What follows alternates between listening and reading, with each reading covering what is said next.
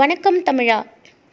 இன்றைக்கி நம்ம வாழ்க தமிழ் சேனலில் நாம் பார்க்க போகிற ரெசிபி கோதுமை ரவை உப்மா எப்படி பண்ணுறதுன்னு பார்க்க போகிறோம். உப்மா அப்படின்னாலே மோஸ்ட்லி பசங்களுக்கெலாம் பிடிக்காது, குழந்தைங்களுக்கு. ஆனால் உப்மாவே சாப்பிடாதவங்க கூட நீங்கள் இந்த மாதிரி செஞ்சு தந்தீங்கன்னா நிறைய வெஜிடபிள்ஸும் அவங்களுக்கு உள்ளே போகும். அதே மாதிரி உப்மாவை ரொம்ப விரும்பி சாப்பிட ஆரம்பிச்சிருவாங்க. இது நீங்கள் இந்த பிரதோஷ நாள் விரதம் இருக்கும்போது ரைஸ் சாப்பிடக்கூடாது அந்த மாதிரிலாம் இருக்கும். ஸோ அப்போ இந்த ஒரு பொழுது இருக்கவங்க இந்த கோதுமை ரவையில் செஞ்ச உப்மா சாப்பிட்டுக்கலாம். ஒரு வேளை சாப்பிட்றவங்க நைட் இதை தான் மோஸ்ட்லி சாப்பிடுவாங்க. ஓகே, இப்போ நம்ம வீடியோக்குள்ளே போகலாம் வாங்க. ஃபஸ்ட்டு 2 ஸ்பூன் நெய் ஊற்றிக்கோங்க.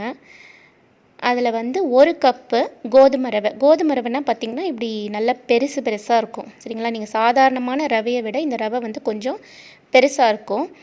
1 கப் ரவை போட்டால் போதும். இதில் நீங்கள் 3 பேர் 4 பேர் சாப்பிட்லாம். இதை ஒரு 5 நிமிஷம் நீங்கள் ஃப்ரை பண்ணிக்கோங்க. ஃபஸ்ட்டு நெய்யில் நல்லா வறுத்து அதை தனியாக ஒரு தட்டில் வச்சுக்கோங்க. அப்புறம் தேவையான வெஜிடபிள்ஸு, சின்ன வெங்காயம், வெஜிடபிள்ஸ் எல்லாம் ஒரு கை போட்டுக்கோங்க. கடலைப்பருப்பு, கடுகு, உளுத்தம் பருப்பு இதெல்லாம் ரெடியாக எடுத்து வச்சுக்கோங்க. எப்போவுமே வெஜிடபிள்ஸ் எடுக்கும்போது எல்லா கலர் வெஜிடபிள்ஸும் இருக்கிற மாதிரி பார்த்துக்கோங்க. இப்போ நம்ம கடாயில் 1 ஸ்பூன் ஆயில் ஊற்றிக்கோங்க. 1 ஸ்பூன் நெய் ஊற்றிக்கோங்க. நெய் பிடிச்சவங்க நெய் ஊற்றிக்கோங்க, இல்லைனா 2 ஸ்பூனுமே ஆயில் ஊற்றிக்கோங்க. ஃபஸ்ட்டு கடுகு போட்டுக்கோங்க.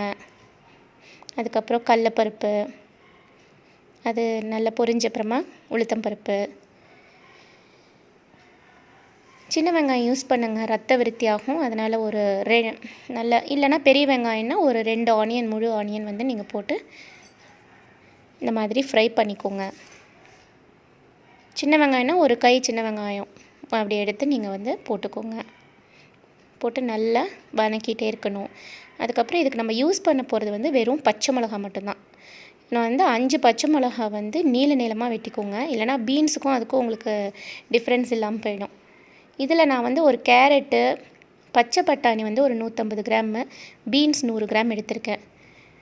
நீங்கள் உருளைக்கிழங்கு வேக வச்சும் போட்டுக்கலாம். பட்டாணி இருந்தால் பட்டாணி போட்டுக்கோங்க. காலிஃப்ளவர் இருந்தால் காலிஃப்ளவர் போட்டுக்கோங்க. அதுக்கப்புறம் இஞ்சி ஒரு 50 கிராம் ரொம்ப சின்னதாக கட் பண்ணி அதையும் போட்டு நல்லா வதக்கிக்கோங்க. இப்போ இந்த வெஜிடபிள்ஸ்லாம் வேகிறதுக்காக கொஞ்சமாக தண்ணி ஊற்றி நீங்கள் ஃபஸ்ட்டு வெஜிடபிள்ஸை வேக வச்சுக்கோங்க. ஏன்னா பட்டாணிலாம் சும்மா வணக்கினாலாம் வேகாது. அதனால் ஃபஸ்ட்டு அதை நம்ம இந்த மாதிரி ஒரு கண்ணாடி லிட்டு, அதில் ஸ்டீம் போகிற மாதிரி இருந்துச்சுன்னா உங்களுக்கு அடி பிடிக்காமல் இருக்கும்.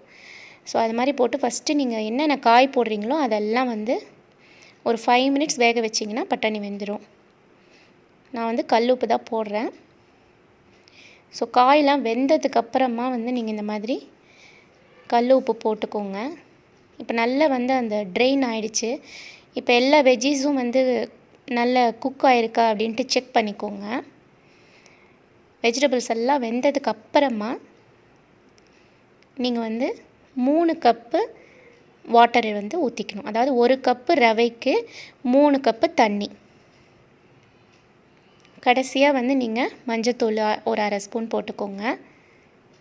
ஸோ இந்த ஸ்டேஜில் நீங்கள் ஒரு ½ லெமன் பிழிஞ்சு விட்டுக்கோங்க.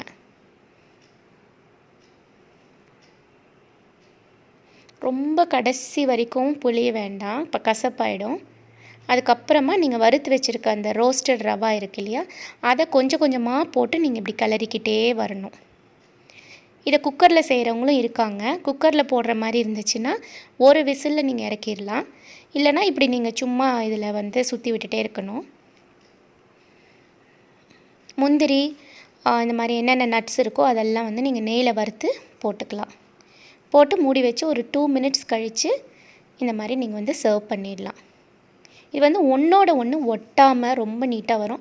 இதுக்கு சைட் டிஷ் ஒரு சட்னி வச்சு சாப்பிட்டா நல்லாயிருக்கும். ஸோ நம்ம வீடியோ உங்களுக்கு பிடிச்சிருந்தா கண்டிப்பாக லைக் பண்ணுங்கள், சப்ஸ்கிரைப் பண்ணுங்கள். இதுக்கு ட்ரை பண்ணி பார்த்துட்டு எப்படி வந்துச்சுன்னு எனக்கு கமெண்ட் செக்ஷனில் சொல்லுங்கள். வாழ்க தமிழ்.